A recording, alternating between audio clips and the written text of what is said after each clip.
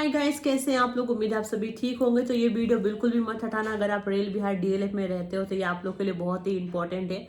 मेरे साथ हुआ है एक बहुत बड़ा फ्रॉड। एक बंदा यहाँ पे रहता है, अभी नाम नहीं लूंगी। अभी मैं कल, अगर मुझे मेरा पैसा नहीं मिला तो मैं कल उसका फोटो उसका ऑफिस में जाके वीडियो बनाऊंगी, उसका फोटो भी डालूंगी, उसका नाम भी प्रॉपर आप लोग को बताऊंगी। यहाँ पे ओडी और लोन देने के नाम पर फ्रॉड चल रहा है बहुत ही ज़्यादा। ठीक है। मैं अब आप लोग को पता है कि घर से काम स्टार्ट करना था और मुझे अपने ट्रीटमेंट भी स्टार्ट करनी है, तो मैं कोई लोन का ट्राई कर रही थी। तो ये बंदा मेरे घर के पास ही रहता था। उसने मुझे बोला कि भाभी ऐसे सिचुएशन में कहाँ आप भाग दौड़ करोगे, ठीक है, तो हम आपकी हेल्प करेंगे। आप एक काम कीजिए, आप लोन मत लीजिए, उसमें बहुत ज़्यादा इंटरेस्ट लगता है। तो आप एक काम कीजिए, आप ना ओडी करवा लीजिए। ओडी में क्या होता है कि आपको ज़्यादा इंटरेस्ट नहीं पे करना पड़ता, बहुत ही कम है। वो क्रेडिट कार्ड जैसा होता है। तो हमने बोला कि ठीक ही होगा अगर बंदा इतना बोल रहा है तो उसने जो जो चार्जेस बोले गाइस मैंने दे दिए। कभी 1500, कभी 3000, कभी मतलब 7000, ऐसे करते करते उसको हमने जब जितना बोला उसने कि अभी इतना देना है, अभी इतना देना, तब तब मैंने उतना उसको पे किया। टोटली मैंने ऑनलाइन किया, मेरे पास प्रूफ है सारे। ठीक है। 21-22 हज़ार रुपये मैंने पे कर दिए। बोला 25 दिन के अंदर में आपका काम हो जाएगा। मैंने बोला चलो ठीक है। 25 दिन में हमें कोई रिस्पॉन्स नहीं मिला। तो एक महीना जब कंप्लीट हुआ तब हमने पूछा क्या हुआ। तो आपका, हम तो 15 लाख का बोल रहे थे कि हम करा देंगे ओडी, लेकिन अब जो है आपका 30 लाख का अप्रूवल मिला है। आपका हमने आईडी लगाया था तो हैंडीकैप्ड है बोल के हमने 30 लाख का आपका ओडी करवा दिया है। बस एक हफ्ते में आपके अकाउंट में आ जाएगा। आपको 10,000 रुपये और पे करने हैं आपके अकाउंट में, वो हम डाल देंगे, वो आपका ही पैसा है। तो मैंने बोला ठीक है। तो मैंने 10,000 रुपये उसी टाइम दे दिया। और पता नहीं अकाउंट का क्या क्या बोल के 700 रुपये उसने बोला और पे करना पड़ेगा। मैंने बोला कि जब ये काम हो जाएगी तो मैं 700 भी कर दूंगी। गाइस ऐसे जब जब जितना पैसा बोला मैंने दे दिया। उसके बाद वो बंदा मतलब 2-2.5 महीने हमें लटकाया बहुत ज़्यादा। फिर मुझे डाउट होने लगा कि ये मुझे ठीक नहीं लग रहा, मतलब फ्रॉड लग रहा है। तो मैंने अपने हस्बैंड को बोला कि रहने दो, हमें कोई ओडी वगैरह नहीं करवाना, इसको बोलो हमारा पैसा वापस करे। जब तक हम उसे पैसे दे रहे थे वो बंदा इतना मीठा छूड़ा बना हुआ था कि क्या बताऊं आप लोग को। इतना प्यार से बात करता था कि उसके जैसा कोई है ही नहीं दुनिया में इंसान। आजकल देखो, इंसान जब ठगने पे आता है ना तो उसको इतना भी शर्म नहीं होता है कि सामने वाला आदमी नॉर्मल है, साइटेड है, हैंडीकैप्ड है, उससे कोई प्रॉब्लम, उनको कोई फर्क नहीं पड़ता। उनको हराम का कमाई से मतलब पड़ता है कि हमें घर बैठे बिठाए कैसे लोगों की मेहनत के पैसे मिल जाए और मैं वो खाऊं। तो मैं बता दूं, ऐसे लोगों का कभी भला नहीं होता है। वो जो लोगों से झिट के पैसा लिया जाता ना, वो कहीं ना कहीं से निकल ही जाता है। और उनका साथ देने वाला भी उसी चक्के में पिसा जाता। कहते ना, गेहूं के साथ खून भी पिसाता, तो वही हाल हो जाता उसका साथ देने वालों को। इतना याद रखना, ठीक है। अभी तो मैं नाम नहीं ले रही, लेकिन 2 दिन के अंदर, कल तक अगर मेरा पैसा मुझे नहीं मिला ना तो फोटो के साथ मैं वीडियो बना कर पब्लिश करूंगी और देखना मैं कैसे वायरल करती हूँ। उससे ये लगता है कि मैं कुछ नहीं कर सकती। जब उसने डेट दिया हमें कि हम आपका पैसा दे देंगे, हमने बोला चलो ठीक है भैया, 7 बजे देंगे, 4 बजे देंगे, 5 बजे देंगे, करते करते रात के 11 बजा दिया। उसने पैसे नहीं दिए। अगले दिन भी सेम 4 बजे दे देंगे, 4 से 5 हो गया, 5 से 6, 7 हो गया। ऐसे मतलब 10 दिन उसने हमें लटकाया। कल 4 बजे, फिर कल 4 बजे, 5 बजे, ऐसे करते करते करते इतना उसने हमें टॉर्चर किया, इतना परेशान किया, इतना भगाया कि मैं क्या बताऊं। थक के मैंने उससे बोला कि आप एक चीज बताओ कि आप देना चाहते हो कि नहीं देना चाहते हो, साफ साफ बात बताओ। ठीक है ना, मैं नहीं दूंगा, जो करना है कर लो, बताओ। मतलब जब मैं रिकॉर्डिंग कॉल पे बात करती हूँ तो इतना प्यार से बात करता है कि क्या बताऊँ। मैं देख नहीं सकती ठीक से, तो मैं रिकॉर्डिंग ऑन जब करती हूँ टॉक बैक ऑन करके तो वो बोलता है, तो सामने वाले को पता चलता है कि ये रिकॉर्डिंग ऑन है।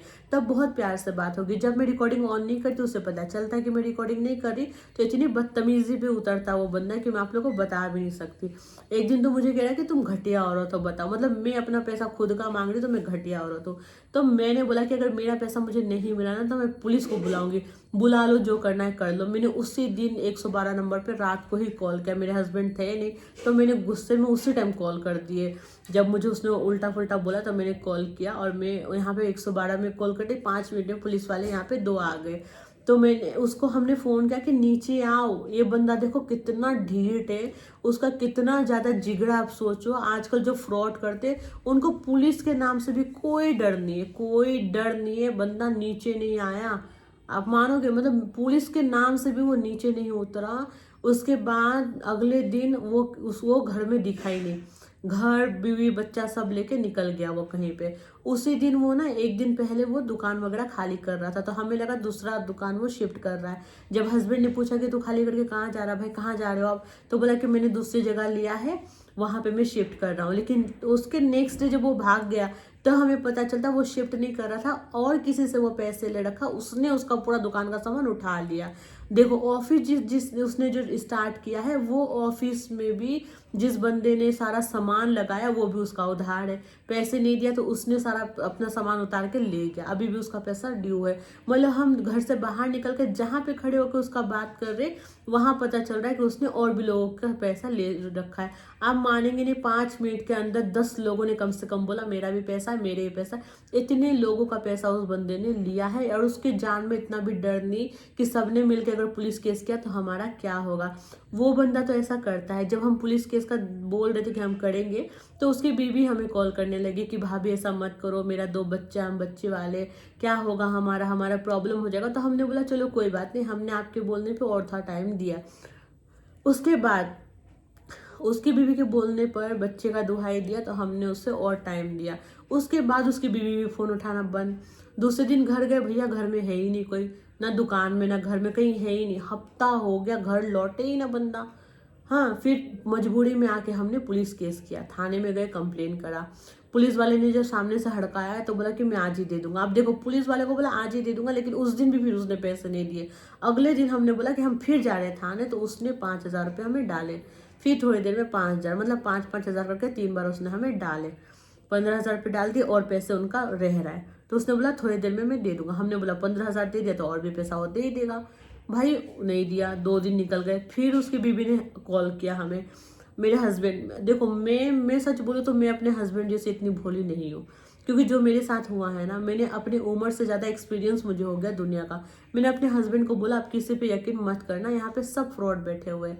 तो मेरे हस्बैंड के सामने अगर कोई रो दे ना तो वो उनका दिल पिघल जाता है। उसकी बीवी ने खूब रोया मेरे हस्बैंड के सामने। तो ये दीदी बोला उसको, बोला कोई बात नहीं दीदी, आप ऐसे कह रहे तो हम आपको और टाइम देते। तो उसने बोला 20 तारीख तक भैया टाइम दे दो। हमने 20 तारीख का भी टाइम दिया। अब जब मेरे हस्बैंड ने कल कल कॉल किया, एक दिन पहले 19 तारीख को कॉल करके बोला कि देखो कल 20 तारीख है, रिमाइंडर करा रहे हैं, हमें हमारा पैसा देना। क्योंकि हाँ, आपको पता है हमने ऑनलाइन बिजनेस स्टार्ट किया, हमें इन्वेस्टमेंट तो करना है ना, हमें पैसे की ज़रूरत है। मेडिसिन का मेरा खर्च है, कितना सारा चीज़ है। मैं तो ऑडियो वगैरह का इसलिए सोच रही थी कि 2 पैसे मेरे हाथ में आ जाए तो मैं अपना ट्रीटमेंट के लिए, मुझे बाहर जाना था, वो मैं जा सकूँ, मैं अपना कुछ बिजनेस स्टार्ट कर सकूँ, इसके लिए मैं ट्राई कर रही थी। ओडी एक ऐसा चीज़ है, क्रेडिट कार्ड जैसा होता है, अगर इस्तेमाल किया तो किया, और नहीं तो फिर वो आपके पास क्रेडिट कार्ड जैसा रहता है। मुझे ये उसने बताया, मुझे तो कभी मैंने सुना भी नहीं था ओडी के बारे में। तो हमने बोला अच्छा ही होगा, ठीक है। लेकिन उस बंदे ने ऐसा फ्रॉड किया गाइस, क्या बताऊं। अब देखो कल 20 तारीख था, कल भी उसने नहीं दिया पैसे। आज जब हम गए और मेरे हस्बैंड गया उसके घर पे, घर में ताला लगा, वो फिर से चला गया कहाँ पे पता नहीं। अब ना बंदा फ़ोन उठा रहा ना पैसे दे रहा। मैं बिल्कुल भी वीडियो नहीं बनाना चाहती थी, लेकिन मजबूर हो गई हूँ वीडियो बनाने के लिए, तो मैं वीडियो बना के अभी डाल रही हूँ। अगर 1-2 दिन में पैसे नहीं मिले तो मैं प्रॉपर उसका नाम, उसके फोटो के साथ वीडियो डालूंगी। जो भी रेल बिहार डीएलएफ में रहते, जिसका भी पैसा उसने ऐसा किया है, आप बोलो तो मैं आपके साथ जाऊंगी और थाने में हम मिल के कंप्लेन करेंगे। उसके बाद देखते, यहाँ पे कोई एक्शन नहीं लिया जाएगा तो मैं उसके ऊपर जाऊंगी, लेकिन मैं एक्शन बढ़िया वाला लेके रहूंगी और कानूनी तौर पर मैं एक्शन लूंगी और उसको मैं जेल भी कराऊंगी।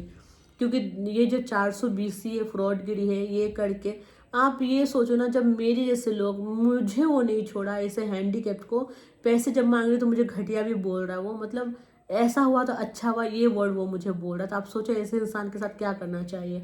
कमेंट में अपना राय जरूर देना, जिसके साथ भी ऐसा फ्रॉड किया है ना, या फिर रेल बिहार डीएलएफ में किसी ने, कमेंट में बोलो मैं आपके साथ हूँ, मैं आपके साथ जाऊंगी और उस इंसान को कड़ी से कड़ी सजा मिले इतना मैं पूरी कोशिश करूंगी। चाहे मुझे सब कुछ बेच के ना भरना पड़े, लेकिन मैं उसको छोड़ूंगी नहीं। भले ही मेरा 5,000 हो 10,000 हो, लेकिन मैं छोड़ूंगी नहीं, इतना ये है। क्योंकि मेरे साथ ऐसा किया तो सोचो कोई नॉर्मल लोगों के साथ कितना बुरा किया होगा इस इंसान ने। इतना भी लोगों को शर्म नहीं है कि जिस बंदे को हम ठग रहे वो सामने वाला हैंडीकैप्ड है। पूरा दिन फ़ोन में मैं कैसे कैसे काम करके अपना पैसा कमाती हूँ मैं जानती हूँ। मेरे हस्बैंड रैपिडो में बाइक चलाते हैं, हाँ, हमारा घर, हमारा बच्चा हम कैसे संभालते हैं वो हम जानते हैं।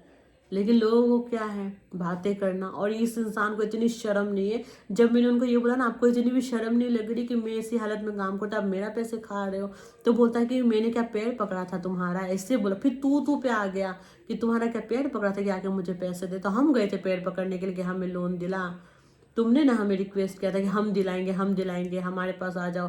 तो जिनको ज़रूरत है भाई वो तो चला ही जाता है, हमें ज़रूरत थी तो हम तो चले गए। ये गलती हुई ना हमारी कि हमने भरोसा किया, तो कोई बात नहीं है। अब वो भरोसा का फल तुम्हें हम देंगे, हम जाके अच्छे से कंप्लेन करेंगे। मैंने कंप्लेन भी किया है डीएलएफ में, जो थाना है वहाँ पे मैंने कंप्लेन किया है, प्रॉपर लिख के दे के आई हूँ। लेकिन फिर इस बंदे ने हमें कॉल किया था कि आप ऐसा मत कीजिए, आप अपना केस वापस ले लीजिए, मैं आपका पूरा पैसा दूंगी। तो हम रुक गए फिर, हमने लेकिन वहाँ पे जमा कर दिया है, सारा लिखित में हमने दे दिया है वहाँ पर। लेकिन जब इसने रिक्वेस्ट किया तो हमने वहाँ पे होल्ड करवाया। लेकिन अब फिर से सेम रूल दिखा रहा है वो अपना रंग, तो हम फिर जाएंगे थाना। अगर कल तक पैसे नहीं मिला, थाना जाएंगे, फिर से एक्शन बोलेंगे लेने के लिए उसके खिलाफ। और देखो हम क्या करते हैं अभी।